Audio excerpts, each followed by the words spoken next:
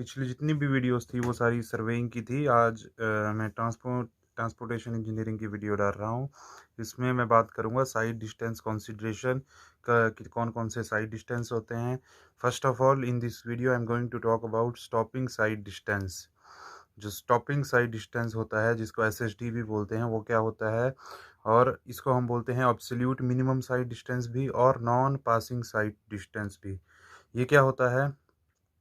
It is the length of the road visible ahead of the driver from a specified height above carriageway to stop vehicle safely before collision। मतलब ये length of the road होती है जो हम ए driver को visible होती है कि जब उसको स्टॉप होना होता है, किसी ऑब्स्ट्रक्शन जब उसको दिख जाती है, कोई व्हीकल दिख जाता है। जैसे फॉर एग्जांपल ये देखो, आपका ये व्हीकल यहाँ पे अभी फर्स्ट में यहाँ पे उस पोजीशन पे है, तो यहाँ से इसने देख लिया कि ऑब्स्ट्रक्शन यहाँ पे है, कोई ऑब्स्ट्रक्शन है ये, या कोई ये व्हीकल खड़ा है यहाँ पे कोई, तो उसने यहाँ से इसको देख लिया, तो इसको लग जाएगा पता कि मुझे यहाँ पे अब पहले ब्रेक लगानी पड़ेगी।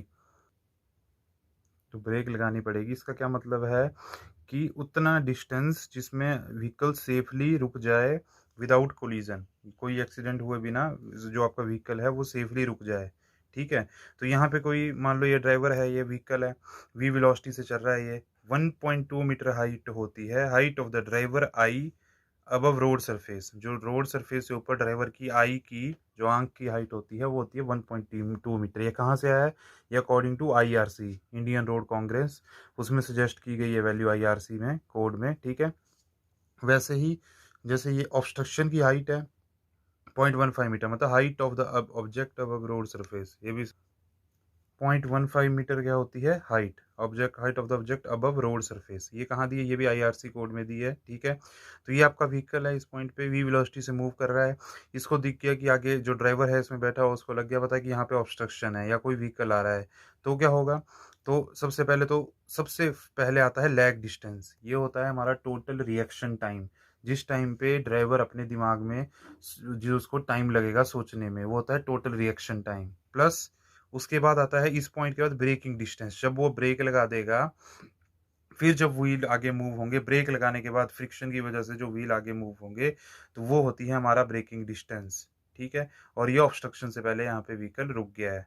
ठीक है, तो एसएसडी क्या हुआ? देखो, अब ये होता है lag distance plus braking distance. Lag distance होता है v into T which is a total reaction time. मतलब डिस्टेंस का अब आपने पढ़ा होगा, velocity is equal to distance by time होता है। ठीक है, डिस्टेंस अपॉन टाइम, तो वहीं से डिस्टेंस आपका आ गया velocity into time. Velocity into time तो आ गया। अब देखो, स्मॉल v से डिनोट कर रहा हूँ मैं वेलोसिटी को। ठीक है, वेलोसिटी इनटू टाइम आ गया हमारा लैग डिस्टेंस। ये क्या है? टोटल रिएक्शन टाइम, जितना टाइम ड्राइवर को सोचने में लगा, रिएक्शन लेने में लगा। क्या क्या रिएक्शन होते हैं दिमाग में है, हम अभी आगे देखेंगे। वो बेस्ड होता है PIV थ्योरी में कि क्या क्या रिएक्शन आते हैं। इसमें क्या होता है? According to IRC code T is equal to 2.5 second. मतलब ये जो टाइम होता है अकॉर्डिंग टू आईआरसी 2.5 सेकेंड है टोटल रिएक्शन टाइम। 90, इसको क्या बोलते हैं? 90th percentile reaction time. 90th percentile reaction time का क्या मतलब है? मतलब देखो, it means 90th percentile time क्या होगा? Means 90% of the driver will either take 2.5 second और लेसर देन दैट। ठीक है, या 90% ड्राइवर होंगे जो 2.5 सेकंड लेंगे, इससे कम लेंगे। बाकी के जो 10% बचे वो ज़्यादा लेंगे, ज़्यादा टाइम लेंगे। जो रिएक्शन टाइम होता है, तो वो मेनली होता है जो ओल्डर लोग होते हैं, हमारे बुजुर्ग बूढ़े होते हैं, जिनका रिएक्शन टाइम थोड़ा लेट होता है। ठीक है, अब ये इसमें आगे वही बताया मैंने, आईआरसी ने क्या क्या सजेस्ट किया है। Driver eye above road surface 1.2 metre, height of the object above road surface 0.15 metre. तो ये है हमारा लैग डिस्टेंस। समझ आ गया? इसके बाद हम देखेंगे ब्रेकिंग डिस्टेंस। लैग डिस्टेंस तो हो गया हमारा जो टोटल रिएक्शन टाइम लगा। इसमें क्या है? इसमें तो व्हीकल मूव कर रहा है क्योंकि इस टाइम पे आदमी सोच रहा है। अब हमें देखना है कि क्या क्या रिएक्शन चलते हैं आदमी के माइंड में। ठीक है, तो वो हमें देखना है। ये देख, ये होती है आपकी PIEV थ्योरी बोलते हैं इसको। PIEV का क्या मतलब है? P मतलब परसेप्शन, I मतलब इंटेलेक्शन, E मतलब इमोशन और V मतलब वोल्यूशन। इसमें क्या होता है? सबसे पहले आता है परसेप्शन। जब भी अब जब ह्यूमन माइंड जब काम करना शुरू करता है, तो सबसे पहले परसेप्शन टाइम क्या होता है? जो टाइम लॉस्ट होता है इन परसीविंग द ऑब्जेक्ट।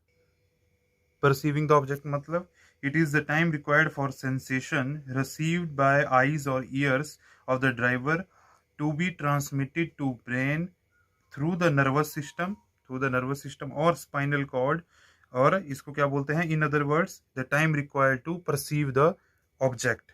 ठीक है, उस सिचुएशन को कि यहाँ पे मेरे को कोई ऑब्जेक्ट दिख गया तो हमारा आदमी के माइंड में चला जाएगा, वो परसेप्शन टाइम बोलते हैं इसको। नेक्स्ट होता है हमारा intellection time. It is the time required by driver for understanding the situation, जो सिचुएशन को समझने में टाइम लगेगा। तो जब ब्रेन में पहुंच गया उसके बाद क्या सोचेगा आदमी, मतलब जो ह्यूमन होगा वो अंडरस्टैंड करेगा सिचुएशन को। नेक्स्ट होता है इमोशन टाइम। जो इमोशन उसके दिमाग में चल रहे होंगे, मान लो गुस्सा है आया है, या फियर है, एंगर है, या वो खुश है, तो उस जो जितने भी इमोशंस हैं उसमें जो टाइम लगेगा उसको सोचने में, अब वो अगर कोई गुस्से में होगा आदमी तो उसको ज़्यादा टाइम लगेगा, ये डिपेंड करता है तो इमोशंस पे भी। इमोशन का जो ब्रेन से नीचे आएगा वो टाइम, इसको होते हैं violation time, time lost in final action, मतलब जो लास्ट एक्शन, उसको लास्ट एक्शन कौन सा होता है, ब्रेक लगाने में, जो applying the brake, time lost in the final action which is applying the brake, brake apply करने में कितना टाइम लगता है, होता है हमारा वायलेशन टाइम। ठीक है, ये तो हो गया जो आदमी ने सोचा, दिमाग में गया, ये सारा कुछ किया अप्लाई। बट एक होता है हमारा रिफ्लेक्स एक्शन, मतलब सीधा क्या किया आदमी ने, जो भी ह्यूमन है उसने क्या किया, it may not be possible to driver apply brakes so avoiding action like turning by the reflex action without normal thinking process. मतलब उसने क्या कर दिया, एकदम टर्न कर दी अपनी गाड़ी, मतलब सोचा नहीं, सीधा टर्न कर दी, एकदम रिफ्लेक्स एक्शन जो हुआ। ठीक है, तो ये होता है, एक होता है रिफ्लेक्स एक्शन, बाकी जो हमारे दिमाग में सारी प्रोसेसेस चलेंगी। ये क्या होता है, टोटल रिएक्शन टाइम, जिसको बोलते हैं हम लैग डिस्टेंस। इसके बीच में जो गाड़ी डिस्टेंस कवर करेगी इस पोजीशन से इस पोजीशन तक, वो हुआ हमारा लैग डिस्टेंस। तो ये हुआ टोटल रिएक्शन टाइम, जितने टाइम हमारे दिमाग में सारे रिएक्शन चल रहे थे। फिर अप्लाई कर दी ब्रेक, उसके बाद आता है हमारा ब्रेकिंग डिस्टेंस। अब ब्रेकिंग डिस्टेंस क्या होता है, जब आप ब्रेक लगाते हैं तो उस टाइम ब्रेक लगाने के बाद भी कुछ डिस्टेंस व्हीकल मूव करता है ड्यू टू द फ्रिक्शन की वजह से। ठीक है, अब इसमें क्या है, ब्रेकिंग डिस्टेंस कैसे निकालते हैं, change in kinetic energy is equal to work done by friction. ये आपने प्रीवियस क्लासेस में पढ़ा होगा, +2 में भी। जो चेंज इन काइनेटिक एनर्जी होती है किसके बराबर होती है, जितना वर्क डन करता है हमारा कौन, friction. Change in kinetic energy क्या होता है, मोशन। ठीक है, तो मतलब पहले गाड़ी मूव कर रही थी फिर रुक गई, ये हुआ काइनेटिक एनर्जी में चेंज, मोशन की वजह से। तो देखो हाफ एम वी स्क्वायर क्या है, आपकी काइनेटिक एनर्जी पहले जब गाड़ी मूव कर रही थी, उसके बाद क्या हुई, व्हीकल आपका रुक गया तो कितनी होगी, 0। तो change in kinetic energy half M V square minus 0। रुका कब, जब आपने ब्रेक अप्लाई की, equal to work done by friction. अब फ्रिक्शन का क्या फॉर्मूला होता है हमारा, वर्क डन बाय फ्रिक्शन मतलब वर्क डन होता है हमारा फोर्स इंटू डिस्प्लेसमेंट। पिछली क्लासेस में पढ़ा होगा आपने, force into displacement, force into displacement. तो फोर्स कितनी है हमारी, mu R into displacement L. Mu R क्या होता है आपका, फोर्स म्यू आर क्यों है, आपने पढ़ा होगा पहले भी, फ्रिक्शन फोर्स, फ्रिक्शन फोर्स होती है हमारी म्यू आर। ठीक है, क्यों, म्यू क्या है कॉफिशिएंट ऑफ फ्रिक्शन, आर क्या है नॉर्मल फोर्स, ये प्रीवियस क्लासेस में देखा होगा आपने। म्यू होता है कॉफिशिएंट ऑफ फ्रिक्शन, आर होता है नॉर्मल फोर्स, और एल क्या है डिस्प्लेसमेंट, जो ब्रेकिंग डिस्टेंस हमने देखा था। ये देखो ये है आपका एल ब्रेकिंग डिस्टेंस, ये है डिस्प्लेसमेंट। ठीक है, तो म्यू इंटू आर, म्यू क्या है, एफ मान लिया आपने, कॉफिशिएंट ऑफ फ्रिक्शन को एफ मान लिया, म्यू की जगह आपने क्या लिख दिया, एफ। आर क्या है normal force, M G. W लग रही थी पीछे डायग्राम में देखा होगा आपने, डब्ल्यू इज इक्वल, ये देखो डब्ल्यू लग रही है force, W is equal to कितना होता है, एम जी, पता है आप सबको, मास इंटू ग्रेविटी। ये क्या है डब्ल्यू, जो वेट लग रहा है सेल्फ वेट, तो ये क्या आ रही है, एम जी फोर्स लग रही है, नॉर्मल फोर्स। ठीक है, तभी यहाँ पे कितना हो जाएगा, ये एफ और M G into L, M G क्या है, आर जो हमारी नॉर्मल फोर्स है, तो म्यू इंटू आर आ गया, म्यू क्या है एफ, आर क्या है एम जी, और एल क्या है डिस्प्लेसमेंट। जब इसको सॉल्व करेंगे तो एल आ गया हमारा वी स्क्वेयर बाय 2GF। ठीक है, बट इस केस में क्या है, जो आपकी ब्रेकिंग एफिशिएंसी होती है, एक ब्रेकिंग एफिशिएंसी भी आता है यहाँ पे, वो क्या होता है अभी बताता हूँ। L is equal to V square by 2GF लग गया, बता एफ क्या है कोफिशिएंट ऑफ लॉन्गिट्यूडनल फ्रिक्शन। अब देखो अकॉर्डिंग टू आईआरसी मैंने क्या बताया, आईआरसी कोड है जिसमें सारी वैल्यूज दी हैं। Coefficient of longitudinal friction is laid between 0.352 0.4। Longitudinal friction मतलब लेंथ के लॉन्ग जो फ्रिक्शन हमें ले रहे हैं, एसएसडी जब हम कैलकुलेट करते हैं तो लॉन्गिट्यूडनल फ्रिक्शन ही आता है। क्यों, क्योंकि हम लेंथ के लॉन्ग फ्रिक्शन ले रहे हैं, गाड़ी रोड पे मूव कर रही है। इसकी वैल्यूज कितनी होती है, 0.35 से 0.4 तक वेरी करती है। Here in above formula for braking efficiency B is assumed as 100% for any other value of B। मतलब हमने B को यहाँ 100% माना है, ऐसे यहाँ पे B भी आता है, स्मॉल b साथ में, braking efficiency. Braking braking efficiency का क्या मतलब है? अगर आपकी ब्रेकिंग एफिशिएंसी 100% है, इसका मतलब क्या है? आपके जो व्हील्स हैं, मतलब जो ब्रेकिंग की एफिशिएंसी आपकी फुल है, और जब आप ब्रेक अप्लाई कर रहे हो एकदम ब्रेक लग जाएगी, जो आपके व्हील्स होंगे व्हीकल के वो फुली लॉक्ड होंगे, ठीक है? तो मतलब फुली लॉक्ड मतलब वो रोटेट नहीं कर पाएंगे। जब आप ब्रेक लगाते हैं कुछ टाइम लगता है।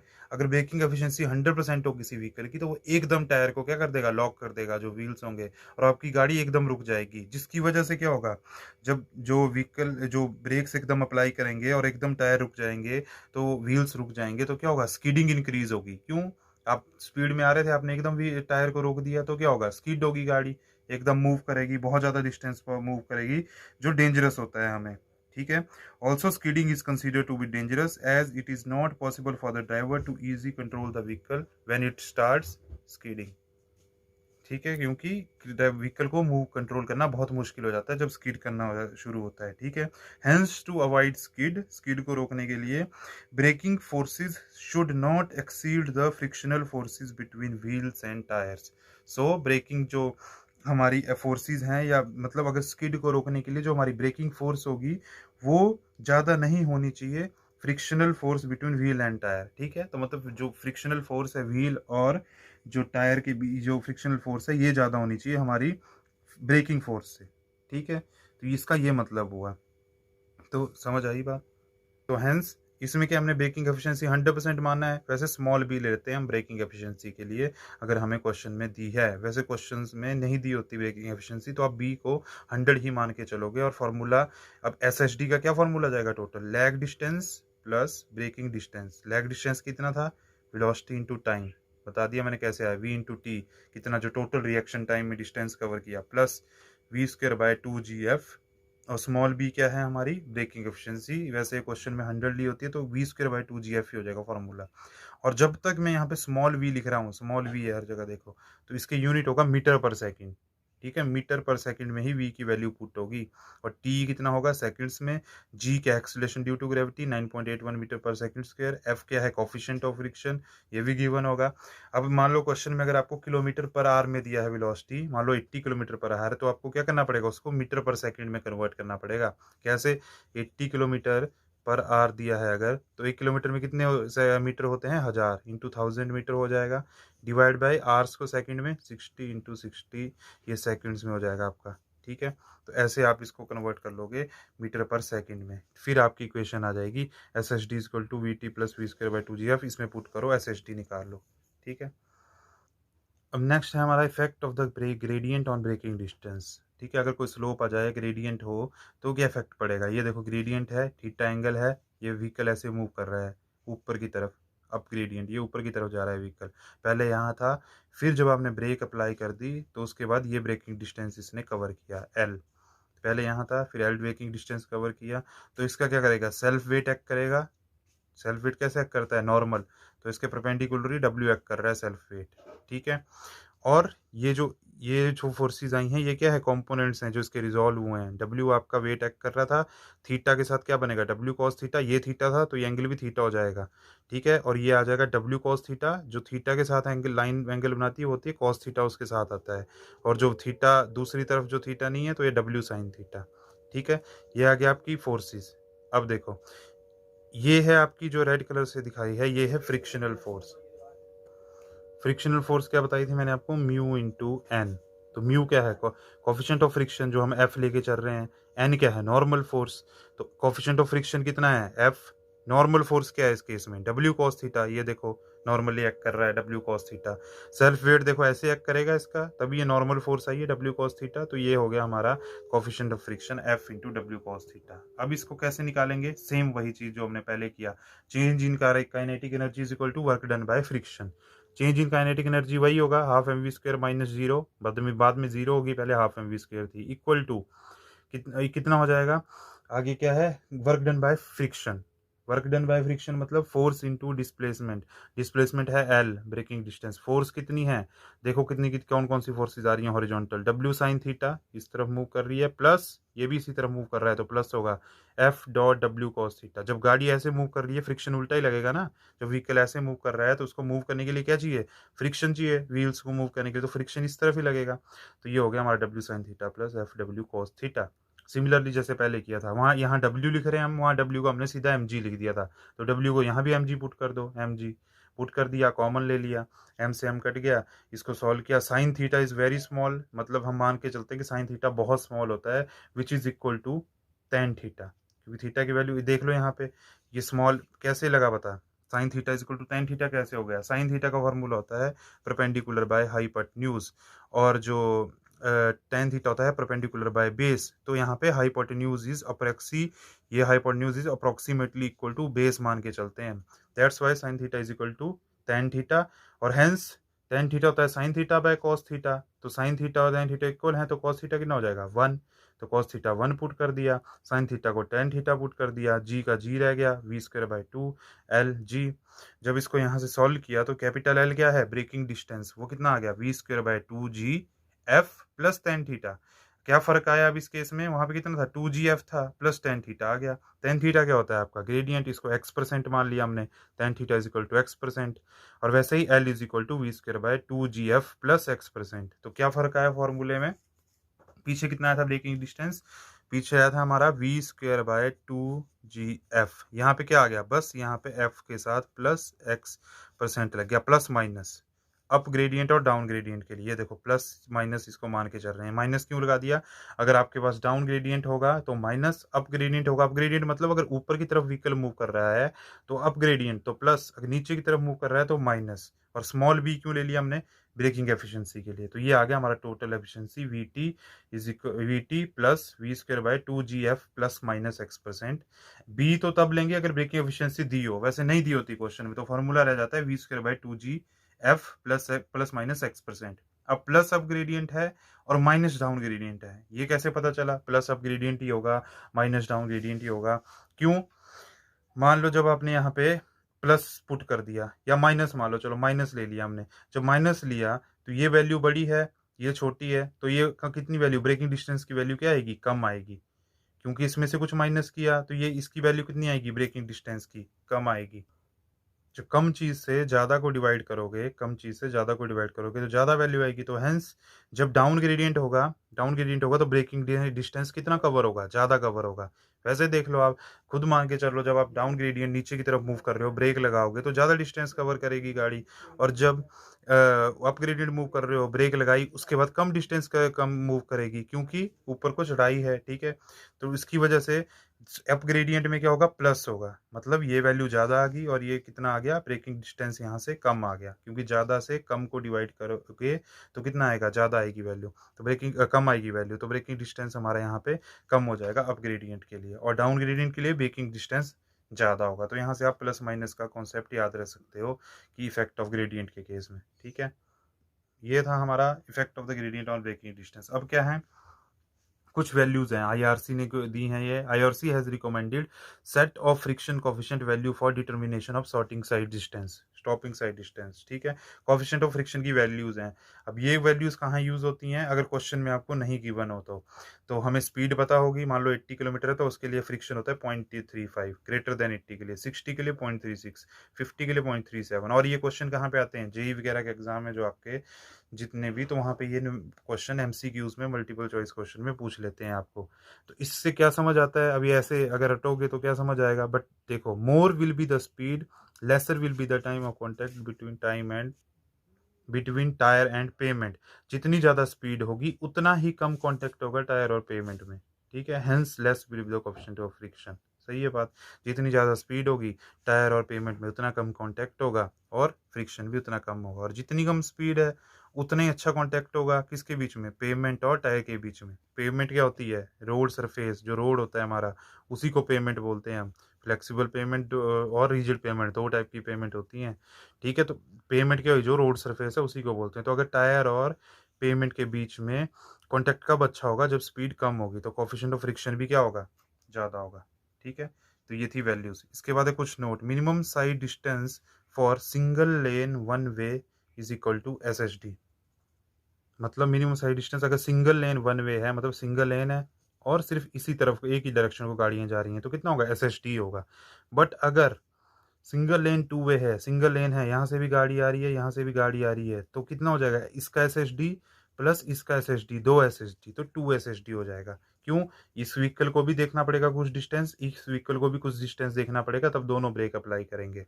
सिमिलरली अगर 2 लेन 2 वे है, मतलब 2 लेन्स हैं, ऐसे 2 लेन्स हैं, तो इस तरफ भी जा रहा है, इस तरफ भी जा रहा है, तो उसमें तो एसएसडी होगा।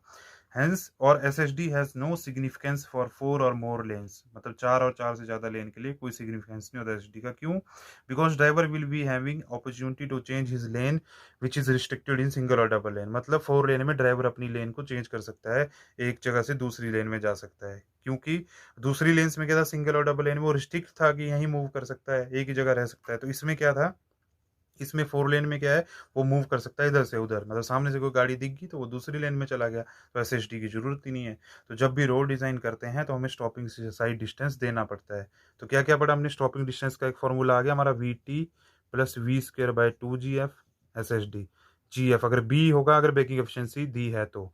वी क्या है यहाँ पे, मीटर पर सेकंड में, टी सेकंड में, G acceleration due to gravity, F coefficient of friction. Similarly अगर यहाँ पे ग्रेडियंट आ जाए तो प्लस माइनस x% हो जाएगा, बस। ऐसे इनके न्यूमेरिकल सारे सॉल्व हो जाएँगे, अब इसमें कोई दिक्कत नहीं आएगी। अगर आपको, अब आपने बुक में देखा होगा उसमें 2 फ़ॉर्मूले दिए होंगे आपके पास। एक तो होगा कि अ, एसएसडी का VT plus V square by two GF, एक है if velocity in kilometre per hour, उसमें है 0.278 VT plus V square by 254 F. तो वो क्या है, उन्होंने ये जो ये स्मॉल वी है इसको किसमें कन्वर्ट कर दिया है, किलोमीटर पर आवर में कन्वर्ट कर दिया है। तो आप क्या करोगे, हमें इसमें 2-2 फ़ॉर्मूले याद रखने की ज़रूरत नहीं है, तो हम क्या करेंगे, सीधा वीटी स्मॉल वी मतलब मीटर पर सेकंड, तो ये मीटर पर सेकंड में ही पुट करेंगे सारी वैल्यूज़। अगर किलोमीटर पर आवर में भी आपको वेलोसिटी दी है, तो आप उसको कन्वर्ट कर लो मीटर पर सेकंड में, जैसे मैंने बताया था 1 किलोमीटर में 1000 मीटर, 1 आवर में कितने 3600 सेकंड्स, कन्वर्ट कर लो और यहाँ पुट करो, टी को भी कन्वर्ट कर लो आवर्स को सेकंड में, फिर आप सॉल्व करो इज़िली, एसएसडी आ जाएगा। ठीक है, तो इसमें था हमारा स्टॉपिंग साइड डिस्टेंस, पूरा डिस्कस किया था मैंने।